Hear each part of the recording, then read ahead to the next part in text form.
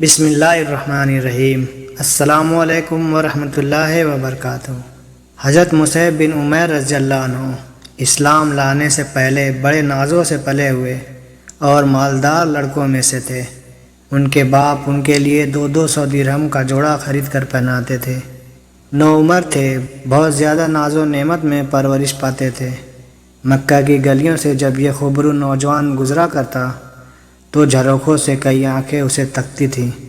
گلی سے دیر و دور تک آنے والی خوشبو بتاتی تھی کہ ابھی مصعب رضی اللہ عنہ یہاں سے گزرے ہیں۔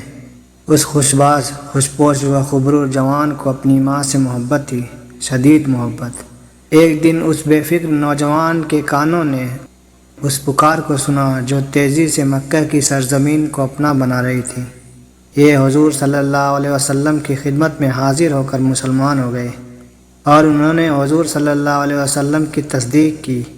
وہاں سے آئے تو اپنی والدہ اور قوم کے ڈر سے اسلام کو چھپائے رکھا اور چھپ چھپ کر حضور صلی اللہ علیہ وسلم کی خدمت میں آتے جاتے رہتے۔ ایک دن ان کو عثمان بن طلحہ نے نماز پڑھتے ہوئے دیکھ لیا اور اس نے جا کر ان کی والدہ اور قوم کو بتا دیا۔ ان لوگوں نے ان کو پکڑ کر قید کر دیا اور سارے خوبصورت لباس اور خوشبوؤں سے محروم کر دیا۔ کسی نے کسی طرح ماں کی قید سے رہائی پائی اور سیدھے نبی علیہ السلام کے پاس پہنچ گئے، مگر حال یہ تھا کہ جسم پر ایک کپڑا تھا جسے کانٹوں سے جوڑنے کی ناکام کوشش کی گئی تھی۔ چنانچہ یہ مسلسل قید میں رہے یہاں تک کہ پہلی ہجرت کے موقع پر حبشہ چلے گئے۔ پھر جب وہاں سے مسلمان واپس آئے تو وہ بھی واپس آ گئے۔ واپسی میں ان کا حال بالکل بدلا ہوا تھا، بڑی خستہ حالت تھی اور ایسی تنگی کی حالت تھی کہ ایک مرتبہ حضور اقدس صلی اللہ تعالیٰ علیہ وآلہ وسلم تشریف فرما تھے۔ حضرت مصعب بن عمیر رضی اللہ عنہ سامنے سے گزرے۔ ان کے پاس صرف ایک چادر تھی جو کئی جگہ سے پھٹی ہوئی تھی اور پیوند لگا ہوا تھا۔ حضور صلی اللہ علیہ وسلم ان کی اس حالت اور اس پہلی حالت کا تذکرہ فرماتے ہوئے آنکھوں میں آنسو بھر لائے۔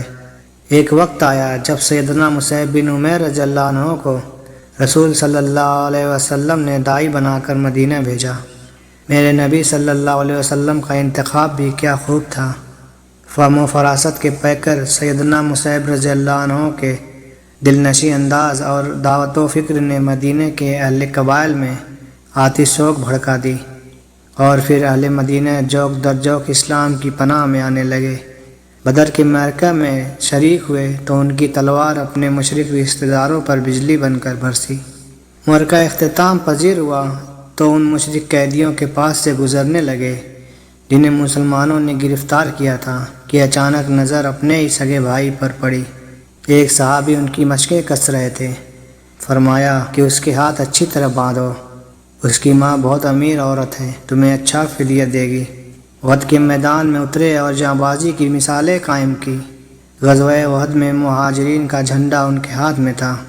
جب مسلمان نہایت پریشانی کی حالت میں منتشر ہو رہے تھے تو یہ جمے ہوئے کھڑے تھے۔ ایک کافر ان کے قریب آیا اور تلوار ماری جس سے ان کا ایک ہاتھ کٹ گیا۔ انہوں نے فوراً جھنڈے کو دوسرے ہاتھ میں لے لیا، اس نے دوسرے ہاتھ کو بھی کاٹ دیا۔ انہوں نے دونوں بازوؤں کو جوڑ کر سینے سے جھنڈے کو چمٹا لیا کہ گرے نہیں۔ اس نے ان کو تیر مارا جس سے شہید ہو گئے، مگر زندگی میں جھنڈے کو نہ گرنے دیا۔ اس کے بعد جھنڈا گرا جس کو فوراً دوسرے شخص نے اٹھا لیا۔ خون آلود تن پہ ایک ہی کپڑا تھا جسے کفن بنایا گیا۔ حال یہ تھا کہ سر چھپاتے تو پیر ننگے، پیر ڈھانکتے تو سر کھل جاتا۔ اسے دیکھ کر نبی کریم صلی اللہ علیہ وسلم نے فرمایا کہ سر کپڑے سے ڈھانک دو، پیر پر گھاس رکھ دو۔ میرے آقا صلی اللہ علیہ وسلم نے جب ستاروں جیسے مصعب رضی اللہ عنہ کو دیکھا تو رو دیے۔ فرمایا مکہ کی گلیوں نے اس سے زیادہ حسین جوان نہیں دیکھا، واللہ ہم نے بھی نہ دیکھا نہ سنا۔